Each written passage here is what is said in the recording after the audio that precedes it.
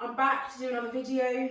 I have got, you might be able to see behind me on the floor, a massive mess to clean up because Colt decided overnight that he was going to nudge his glass open, and he had a destructive party in here overnight. So he smashed all of my lovely water jugs that I use. There's a tap next door that I can get my water with, and they are no more. So luckily he didn't cut himself, he didn't hurt himself. He's just caused a bit of mischief, unfortunately. So he's now safely back into his enclosure. I found him right up on top of here this morning. It's obviously hot, well, warm on top of there from the bulb that's heating Tiggy's enclosure. So yeah, he was quite happy up there, didn't want to come down, thank you very much. So that was a bit of a wrestle first thing this morning before work, which is nice. So he's safely back. I'm slowly cleaning up the mess in here, but Beatrice is looking at me quite longingly, so I thought maybe today we might get Beatrice out and see how she's feeling.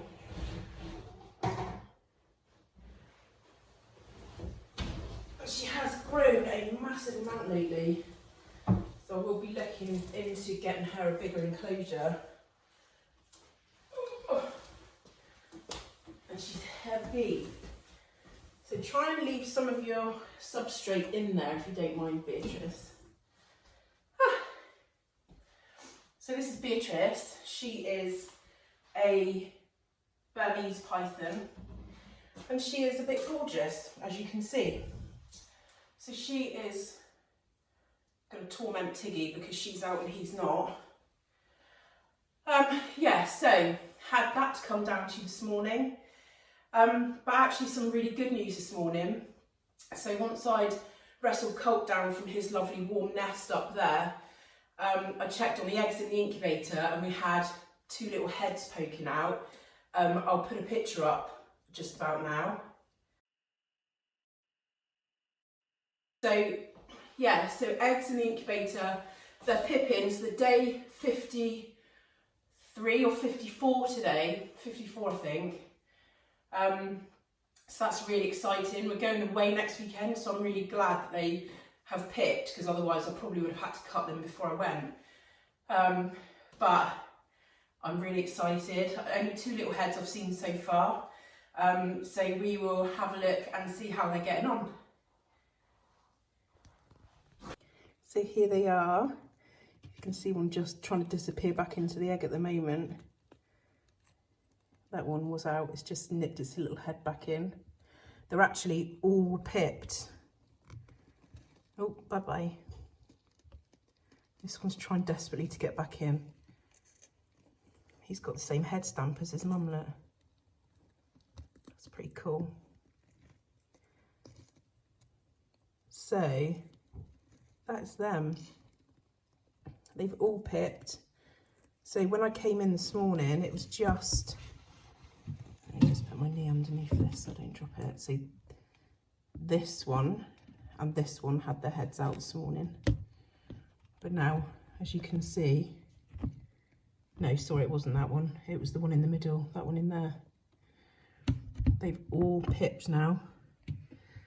Now, interestingly, the one down there on the end, when they were laid, had next to no veins. When I candled them, next to no veins, that one, or it might have been this one. It was one of the ones underneath. So it's really interesting that there were no veins there, but actually they've all come to full gestation. I think sometimes people prematurely get rid of ones that look like they don't have veins.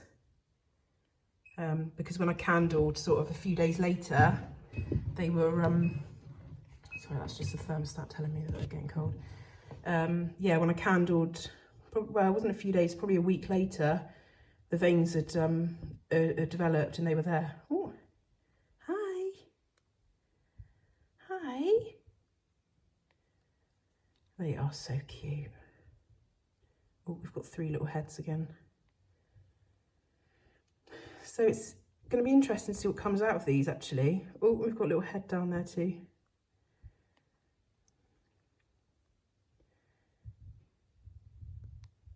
cute is that? Just so cute. So there they are. I'm absolutely delighted. I'm really happy. I'm glad that they've started pipping now. I think they're on about day 54. Yeah, really happy. Once they have all come out of the eggs completely, they'll be going upstairs into my new hatchling rack. And then once they've shed their skins, we can start thinking about giving them their first meals. So these will be my first clutch of royal python eggs. I did have obviously reticulated pythons last year, and I'm under no illusion at all that they are going to be a little bit more tricky to feed than the retics. Reticulated pythons are renowned for eating anything and everything, which the babies did really, all bar one. So yeah, that's going to be a little adventure, but that's cool. So I'm going to get Beatrice back. She's a really good girl. I don't know if she'll do an awful lot more growing. She's kind of, I'm probably feeding her a little bit too much at the moment. She's feeling a little bit soft on the side. Not too bad, she's still fairly solid. I will just say, I would always advocate using a hook for big snakes. I didn't when I got Beatrice out, I should have. It's upstairs at the moment. I do know Beatrice quite well though, and she knows that it's daytime, the lights are on, she's probably not going to be fed. I do strictly adhere to, I only handle during the day or when the lights are on, only ever feed them at night. So, and that's because they're nocturnal hunters naturally. So I wouldn't dream of putting my hands in there after the lights have been off, because that's when they're expected to be fed.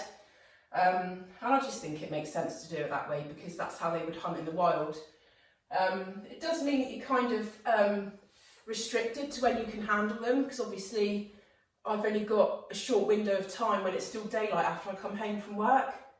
But you know, I can handle them more at the weekends and stuff, it's not a problem. But it just keeps everyone safe that way. Yeah, I'm going to leave it there because she is heavy. Thank you for watching the video. Like it if you like it, share it if you know other people that might like this kind of content. If you haven't, subscribe, I'd really appreciate it. And hit the notification bell so that you know when I upload another video. And I'll see you again.